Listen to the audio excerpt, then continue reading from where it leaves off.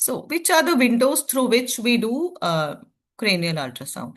There are four windows. One is the anterior frontale, which is a standard one which we all do, and it is easier to do. The another one is a posterior frontale. You can do few views through the mastoid foramen and through the temporal windows also. But the standard window, which I'll be telling you today, and most of the neonatologists are doing, is the anterior frontannulae. And we have two sections. One is a coronal section and another is a sagittal section. So in the coronal section, we have three planes. I'll show you a video how we keep the probe in the coronal section. And another section is a sagittal where we have five planes. So the probe which we use for cranial ultrasound is a sector probe or a phase array probe, which has a small footprint and the frequency is 5 to 8 megahertz. See, now coming now to the coronal view through the anterior frontannule. We have six planes. Look, this is the first, second, third, fourth, fifth. This is how we are cutting the brain into through six planes. So this is how you keep the probe. This is the sector probe, and you're keeping the probe in the anterior frontannule perpendicular, and this is a probe marker.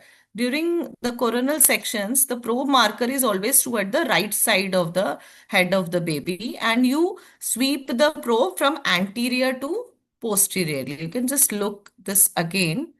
So how we are sweeping the probe anterior to posteriorly. And this way you are taking six sections in the coronal view. We'll now discuss one by one all the six sections.